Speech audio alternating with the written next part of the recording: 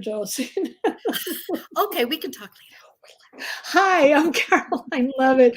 You just interrupted myself and Mary Alice Monroe in this extraordinary conversation. So, I'm the co-founder of Mighty Blaze, the book initiative that was begun during when the pandemic started to help authors whose tours had been canceled, bookstores whose doors had been shuttered by the pandemic, and to help readers discover and see all sorts of authors.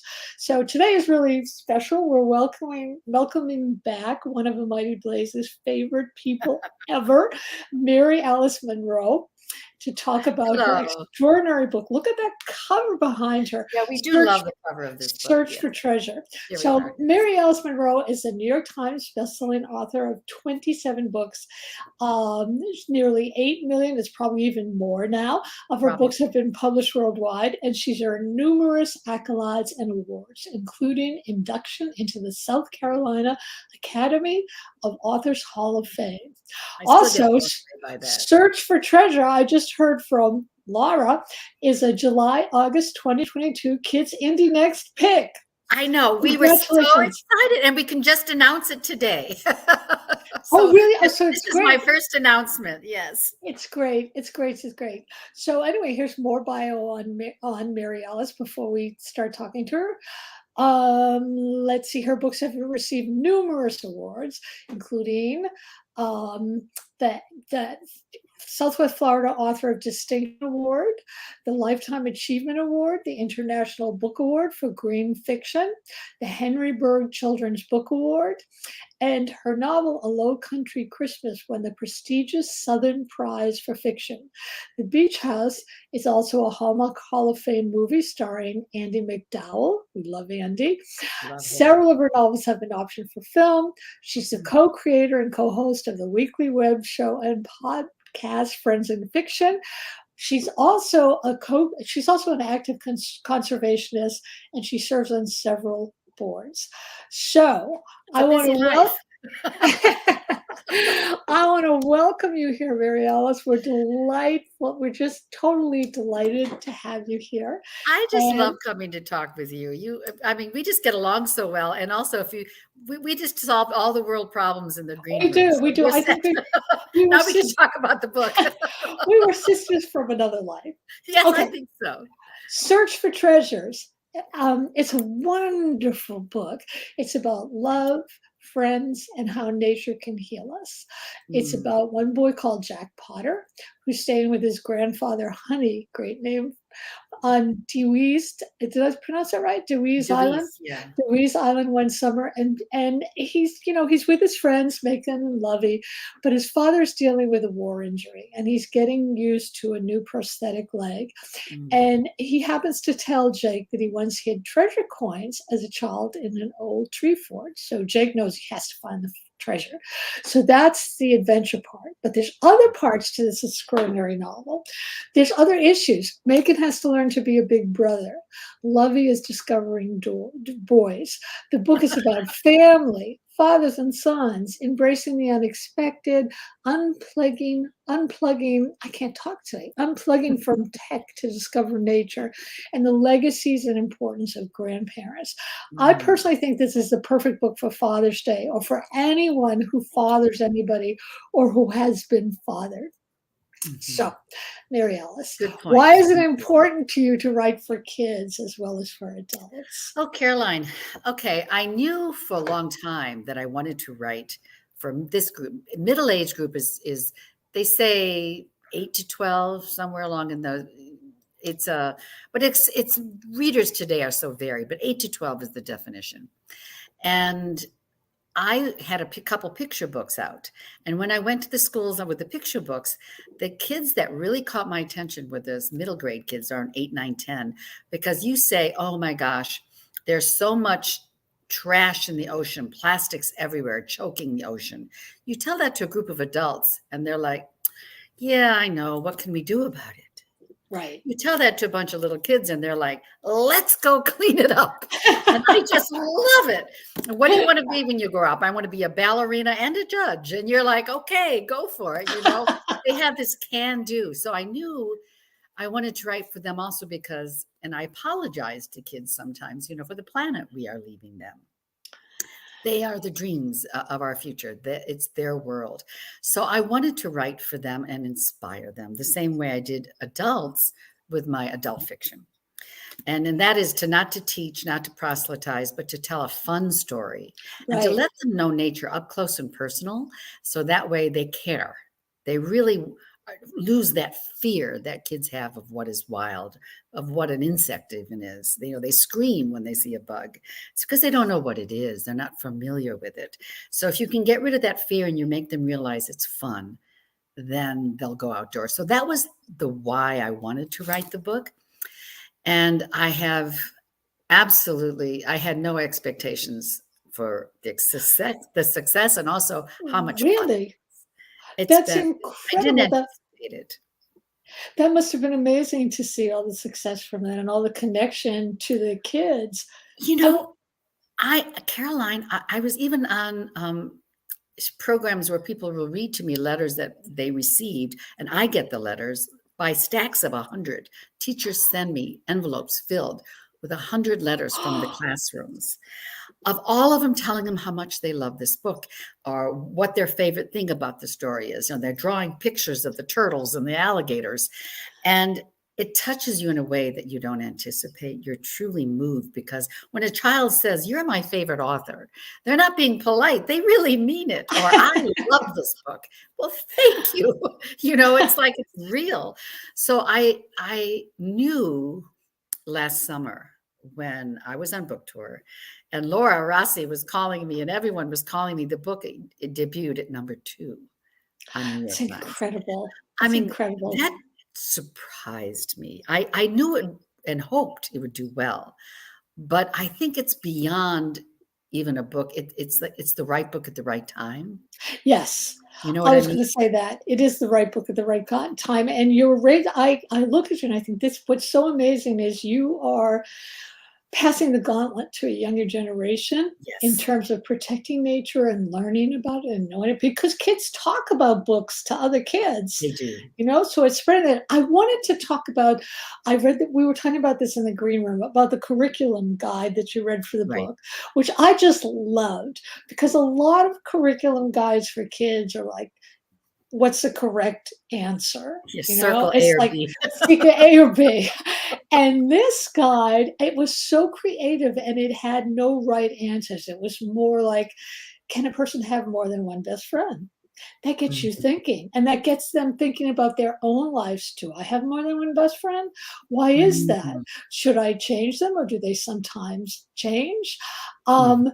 I thought it was actually something to promote growth in kids, this guide. And I wanted to know how much input did you write this guide? How much input did you We have, and did you test drive it? Yeah, we did. It was, I want to also thank Simon Schuster, Aladdin Books, because they really worked hard on this. And we talked about it and they knew what the main points were. And it was a back and forth. But I have to say, I work with a great team on this. And I've spoke with the Islanders. This is a series, as you know, the first one was the Right, right, right, Islanders. right. And so we went out and we talked to a lot of kids and the whole concept of friendship is so important at middle grade level. I'm glad you brought up that question. And the whole idea of do you have a lot of friends or do you just need one friend? And what makes a best friend? And all those questions, because middle grade's a tough time. Oh For yeah. me, in my own background, I look back in high school, it was okay to be different.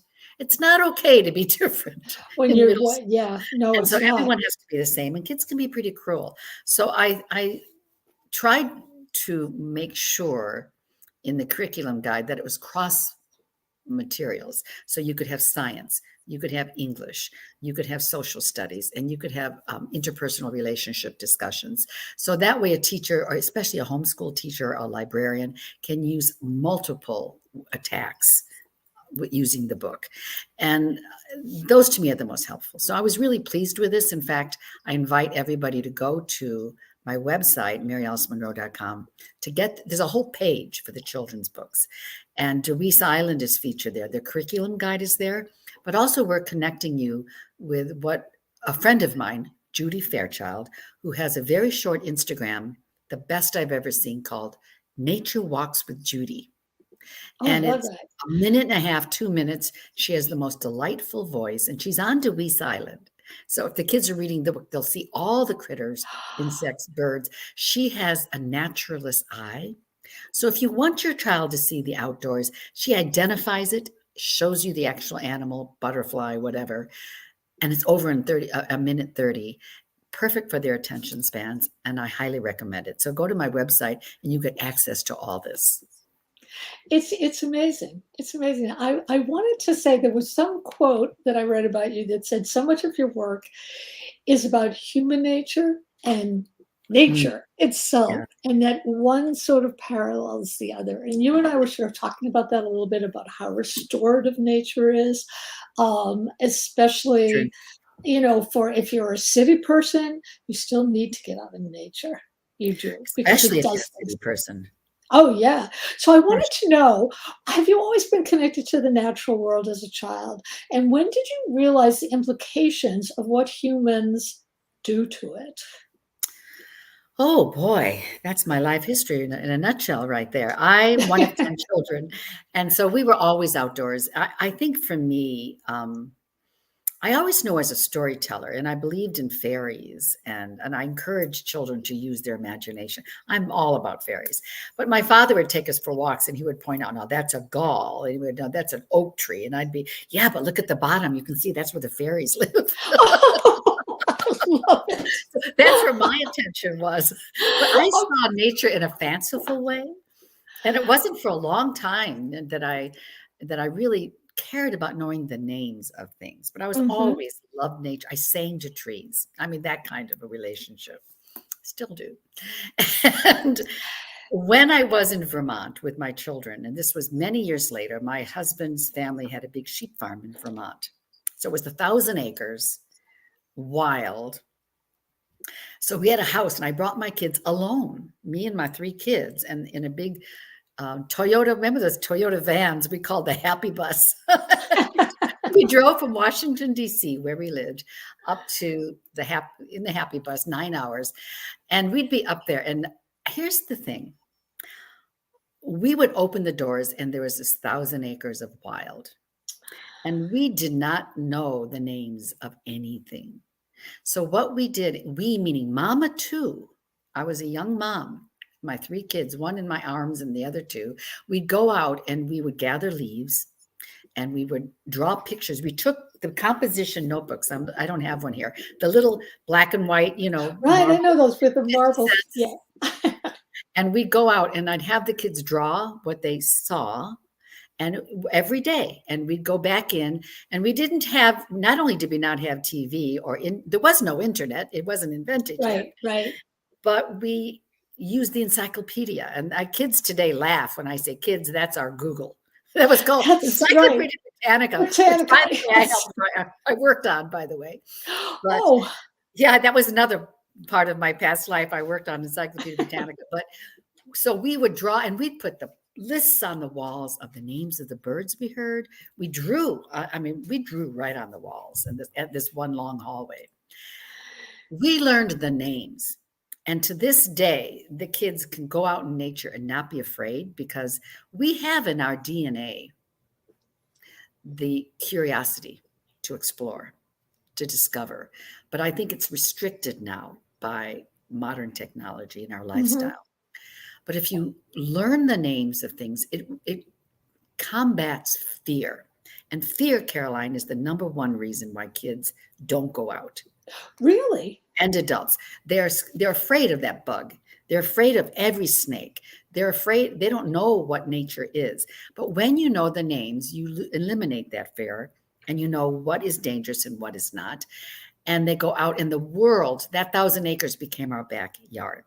So my goal with these children's books and all my novels, my adult novels too, is if you explain and they get familiar and they know the names, they go out. And I always say, if you care about something, you take care of them. And that's the goal. So I guess it's a long life story of why I've always been connected with nature. But it was that summer in Vermont when I was a new mother. that I actually cared about learning the names of everything, went back to school to study.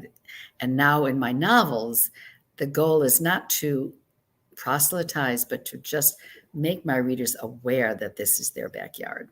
So I I've think, always, since then. yeah, and I think too, a lot of times people don't have a relationship to nature until they absolutely have to, or until they need to think about it. We've lived in our house for, I don't know, like 25 years, and there's always been a big oak tree in front of our house. And I've always sort of liked the oak. But now, You know these it's an past oak. 2 weeks, these past 2 weeks, we've had dealings with they're doing construction, and they said, well, Uh-oh. we might have to get rid of the oak. I said, no, absolutely not. And I realized at that moment, it was like a ping. I love this oak. And Oh. luckily, Hoboken has something called a tree ambassador. It's somebody who is in charge of all the trees, and nobody's allowed to touch a tree until they go and look at it. So this tree ambassador came and talked to my husband and I about this oak tree for at least a half an hour, explaining about the roots and what we could do and how we want to save it. And it was Yeah, exhilarating. And you know what? Now that I know all that knowledge about that oak, I love it even more. And I'm that's determined. it. Yeah, I That's love it it even exactly, more. Yeah. Caroline. And I think the more, if we go out, like I'm looking right now outside my window and I'm in the forest, and there's something called forest bathing, which I encourage everyone to do. It's just basically not even doing anything, but just breathing the air. It's just being part of it Yeah. and using your senses. I think that if all of us, and take your children with you, read the book and go out with your children and just use your senses. What do you hear? Shh, quiet the noise. What do you hear?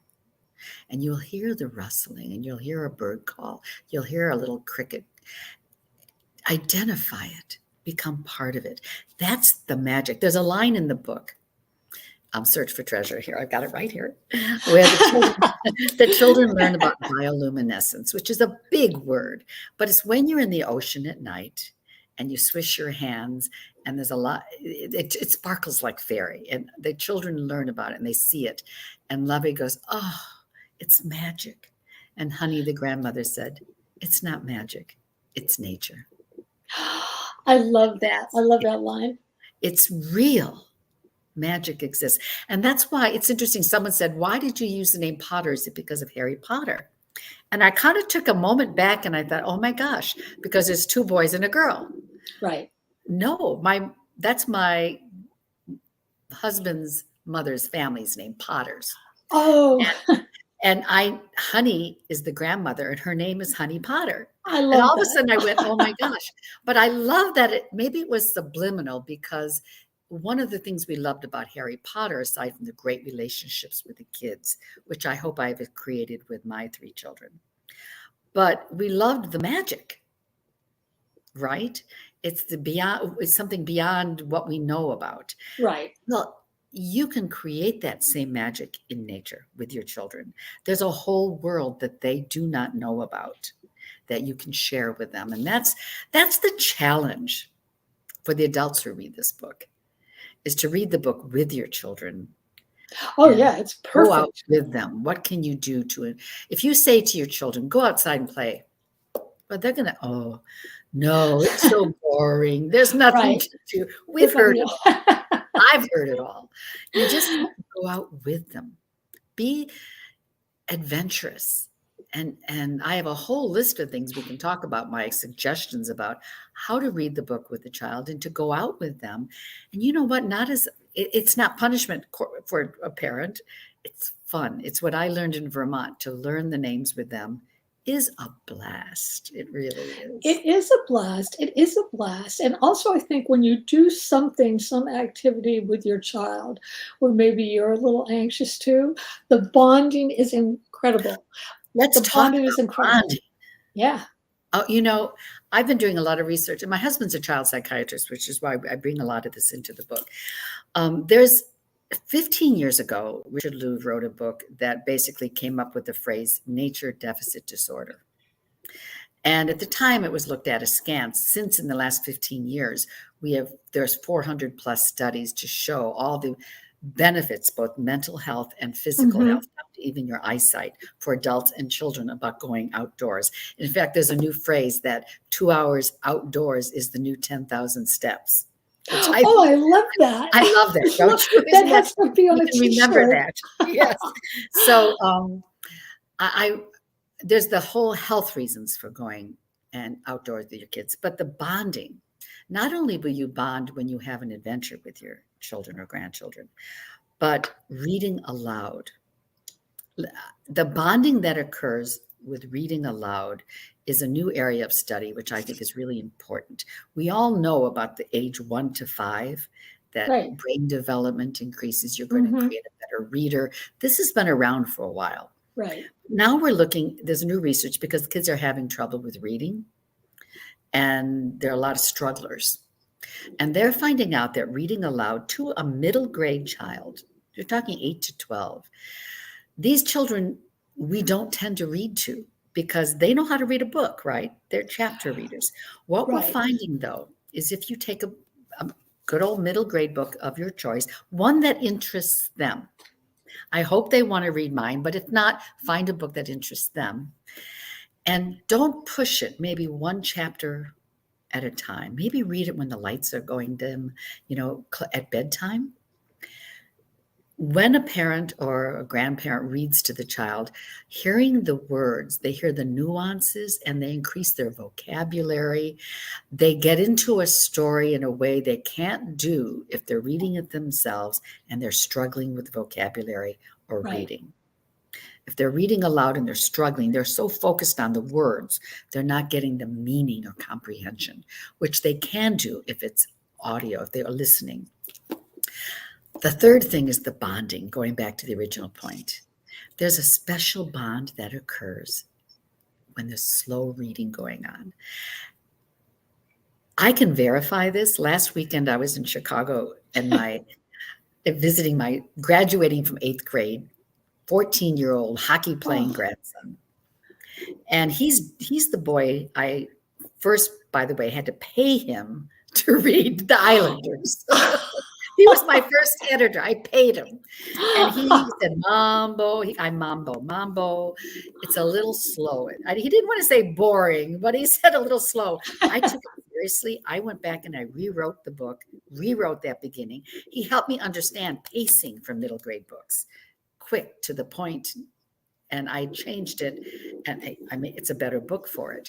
So here I am, he likes it now. He gave it an okay. So I went to visit him last weekend, and he was sitting in my room, and we were talking, and I said, did you read The Search for Treasure yet? No. So I said, well, let's read. And I read aloud chapter 1. And what was nice was not only did I love that I was reading to this child that I wrote the book for, right? And he's 14, but he was engaged. And I said, well, what do you think about da da da da? And we talked about the book. But then that opened the window for me to say, well, what's going on in your life? That's the bond. Once you start communicating, you establish trust. And once that window's open, you get an answer more than good. Like we said before, he started talking about why he's not playing hockey on the big league next year and why he's tired and all these things that never would have happened if I hadn't sat and read the book. Because if you sit down cold and say, hey, why aren't you playing hockey next year? You're going to get nothing. You don't get anything. You don't get it. Was through the avenue of reading. So not only are you helping your child, if they're a struggling reader, to hear books, to get reading comprehension, and to get dialogue. But then you move into that bonding phase, which I can't say is. I can't say enough about it. And I think also it's a kind of equalizer. When my family was in Oahu, when Max must have been like 15, and he wanted to swim under this waterfall, and there were lifeguards there and you had to wear a life jacket, and he kept begging me to do it with him. And I said, okay.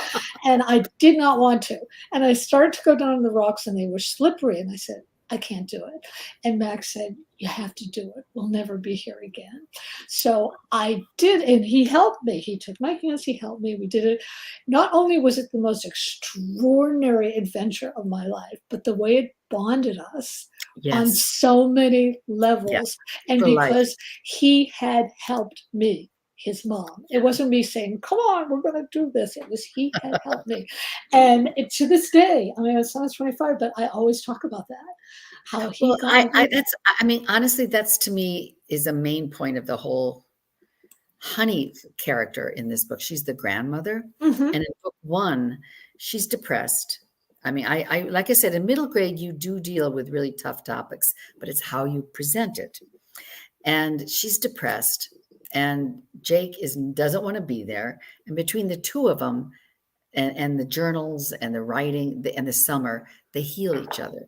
And in book two, you see that, so they've established that bond.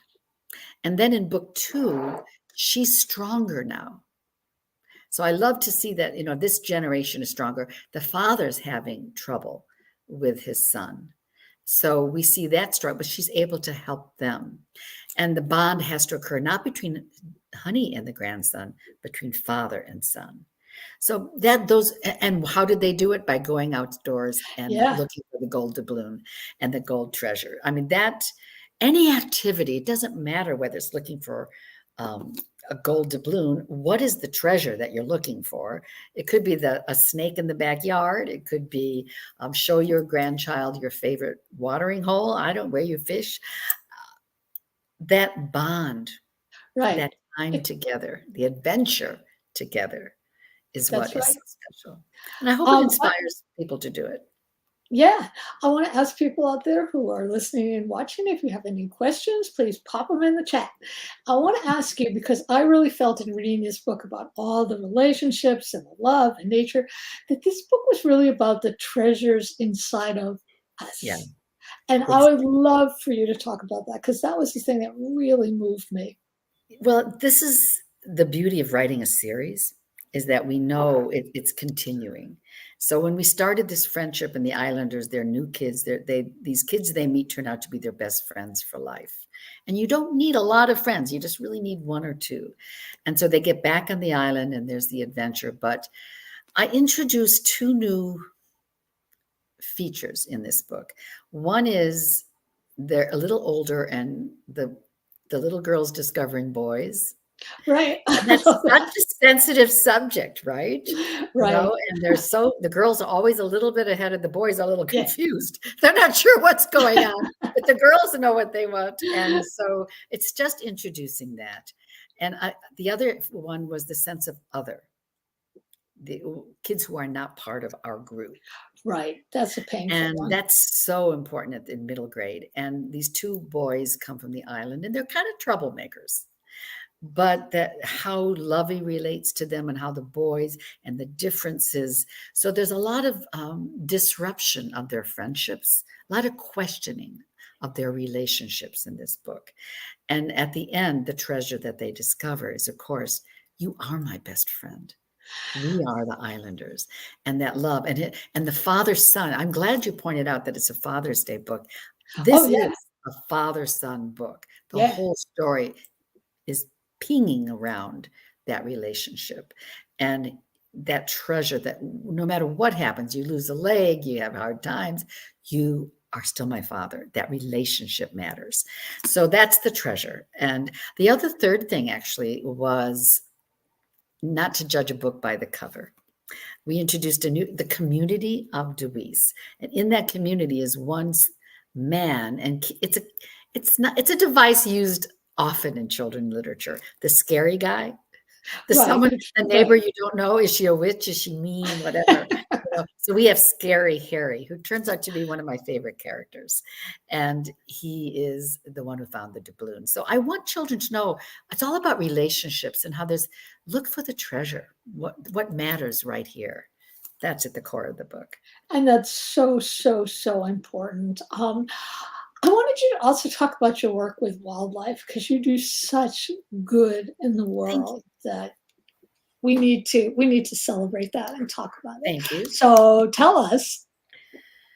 Oh my gosh, it's it's hard getting a little bit older because I'm beginning to realize at my age now that I want to write a book about whales. I've been studying them for a long time.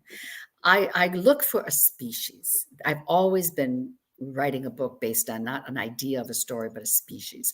So, for example, sea turtles, that's the whole Beach House series. But in that series, if I'm interested in pelicans, for example, and I work at the Birds of Prey Center and I was rehabilitating birds. I think that that's a popular common bird along the coast that is in trouble. And so how can I tell a story that the readers care about those? So when I do my research, I work with wildlife. And that is pure joy, selfishness on my part. I mean, I would love to do that. I was talking, a friend of mine, Delia Owens, right? She wrote the most popular book on the planet right now, Where the Crawdads Sing. What I love about Delia, though, is that she's a wildlife biologist. She is an anthropologist. Her world is living in Africa with those animals. And then she told a story that was sort of gleaning from all she learned. That's kind of, I don't claim to have had 23 years in Africa, but in my own experience, I think what I try to do is to raise awareness about species especially along the southeastern coast in the South, because I live here. And that's the only reason I've limited myself, not because I don't care about gorillas in Africa. It's just that this is my community. And I really had a mission 20 years ago that because I was on the turtle team and I saw people asking questions who came to the beach, asking about the turtles, what about them? I mean, how can I help them? And Caroline, it wasn't idle curiosity. They really cared. They really cared. And Yeah. and that was the key, and that was the inspiration for me. How can I write a story that would answer their questions, but still be fiction? And that's the key. Emotion in the story is what makes you care. Nonfiction, you lay a bunch of facts on them, and I think Right. it goes in one ear and out the other. Right. You put them in the heart of a character who sees the animals and cares for the animals up close and personal, like I myself do. Then I can take my emotions and put them in the character, and it makes it real. And I think after 20 years, Caroline, I look back, and that's how long it's been. I mean, it's amazing to realize how fast time has gone by. And now with middle grade, especially like the icing on the cake, I look back and I say, this has been a good run. Oh, yeah. I've done what I hoped to do. Mission completed. I'm still going to write books, but I'm going rogue. Oh, I love it. I don't know what's coming now. I'm going rogue, but I'm not stopping writing, but I really look back on 20 years and I get the letters, now the letters from the kids. And that transcends any Yeah. success on the New York Times list. Yeah. It That is does. a mission that was for my personal mission for life. I've done it. And it's a really happy place to be. So now I get to just have fun, and another book is coming for the kids. Oh, And great. I'm writing a big novel for adults that it'll be done when it's done. I'm not as pushed against deadlines, which is nice at this point. And Right. as far as whales, I will write a book about whales, but here's the difference. At my age, I used to be able to dive in and snorkel and scuba dive and go in with the animals. I'm not as strong as I used to be. Ah. It's like you with the slippery steps in Hawaii. Oh, yeah. That was really You scary. know your limitations. I'm Yeah. not going to get on a horse. It's like I know that it doesn't mean I'm restricted. And this is Right. my message to all people of a certain age. My brain is as sharp as ever, and I still can get in the water, but you just have to be more mindful. Am I going to dive in with a mother whale and her calf? I don't No, think no, I'll no, get no, no, between. no. 20 years ago, I did, but not today. You did? You weren't sure, was the mother upset? No, whales, if in the right setting, and they are quite kind, but you have to be prepared that Right. accidentally you could get whacked. You have to have physical strength. Oh, So Laura Rossi says, Mary Alice, you are so Oh, inspiring. so are You're you, also, Laura. you're also hilarious and lots of fun to talk to. We have questions. I see, Julie. Okay. Can you pop some up? Anissa, hi. Our Oh, Anissa. Anissa. Anissa. Hi, sweetheart. She's a What gem. is what I know? I Anissa love is a her. gem. I She comes love to my her. events. She's just the What best. is your writing process like with Angela May, the Well, it's a illustrator? whole new process. What a great question. I adore Angela. Angela was my assistant for 10 years. And she's a journalist. It was just like a timing that she wanted to do something different and was curious about the world of books. So I was lucky enough to get her. And when I was asked to write the series for middle grade, I knew it would be tough on me because I was also writing adult novels. And I just said to her, it was almost instinct, Angela, did you ever think about writing books for middle grade? And she started to cry. And that was her unvoiced dream. I love that. Serendipity at its best. Yep. So I said, well, let's give it a try. So we had to both learn how to write as a co-author. And, we did, it's all about outlining and brainstorming. And then we now pass things back and forth. There's a lot for her to learn for book one, but she's a writer. She's a quick learner. And book two, she's on the money. And now with book three, we move forward. But it was a learning process, but it made the book all the better because I wrote these books for my grandchildren. And she, from a wisdom sort of a point of view, having gone through it, Angela wrote the book as a mother of middle grade children. Oh, I love so that. She's got the dialogue. She knows what they're thinking right now. So the book is better for the multi-generations. That is one. I love that, a multi-generational book. And I want to state again that this would make the perfect Father's Day gift. And I don't mean just biological fathers, anybody who has fathered you or fathers your kids in some way. It would be just, oh, I just did, Laura. We make a big deal about, we should hear about dads. Yep, anybody. Well, So you don't have to be biological father-son, father. Yeah. I think the father-son relationship is one that I haven't written about a lot, but it's so difficult. Oh, yeah. Because they have different roles they're trying, especially a military father, a fit young man who lost a leg. He's struggling with, am I the same man? How? And he faces talking about depression. This is a man, and I don't mince words. This father has tough times with his son, and the son is like, "Where's my dad? You're a hypocrite. You're telling me to go out and do things, but you're afraid." So they have these moments of battle, but then that's balanced by they're out on the kayak where the dad feels strong because his legs are not his arm power, and the son sees his dad shining, and he's like, "Dad, you're so great." They have these moments of connection. So over the course of a summer, they had to reestablish who they were as father and son through honesty, through fights, but through, more importantly, experiences together, which reinforces what we've been talking about all morning. Right. Fathers and sons, get out there. Grandfathers. My husband's a grandfather, and he's kind of academic. He is academic. There's no kind of about it. And I said, get out, go outdoors with the kids, do something with them to create a memory as a grandfather. Right. I think this they're is going to remember this discussion. They're going to remember what you did. I think this is especially important because the role of fathers, at least for me at my age, has changed so much. When I was a kid, fathers they went to work, they came home, they were tired, that was it. I never really did anything with my father. And when I married my husband, it was stunningly wonderful for me to see how involved he was. And I think fathers are much more involved now. They do things with kids. They talk to kids. And they go hiking. They go hiking, they go swimming, they do everything. And I think this book, that's why, again, this book is perfect. Well, the other thing is the key is telling your child to go outdoors, telling an adult to take a child outdoors. It's an empty order. There's nothing behind it. It's like I always say when I look at a sign, lights out for turtles.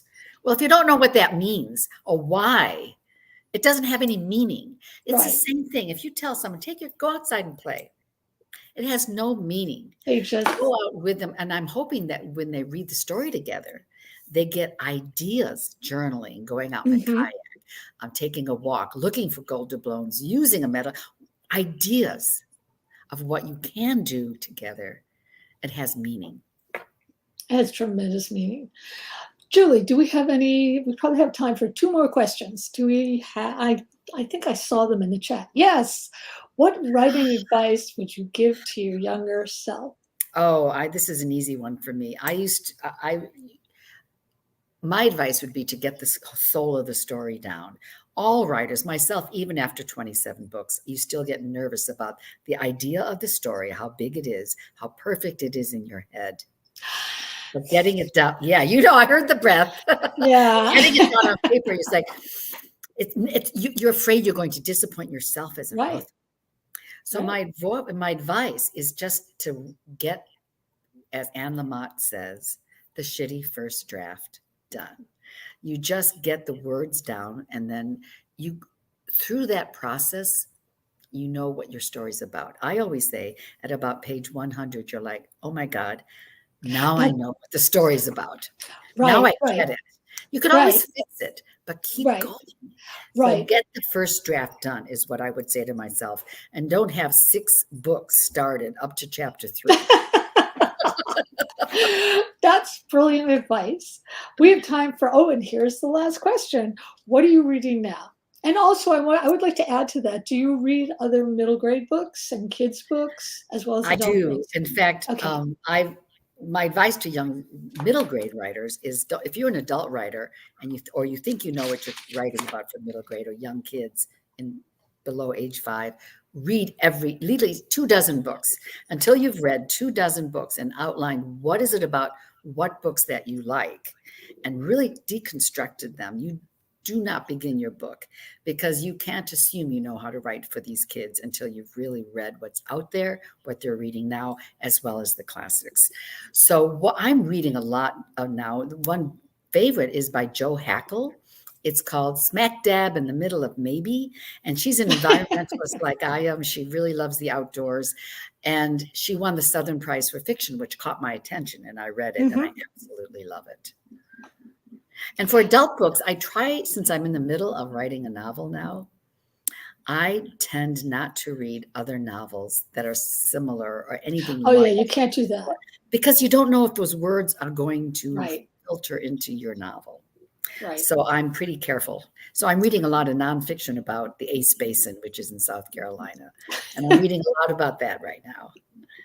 So we have up on the screen, I was just about to say it, please pre-order your copy of Search for Treasure now.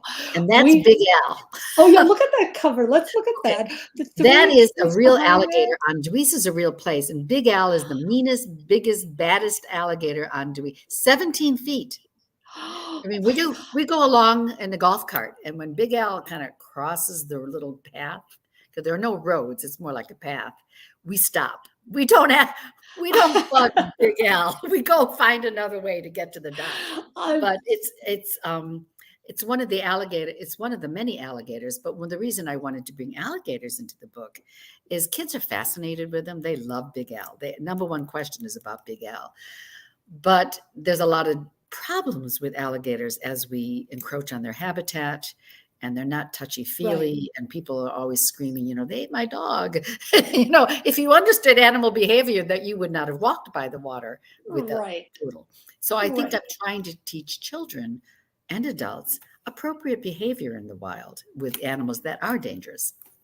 And respect, respect for them. So they're once again, animals.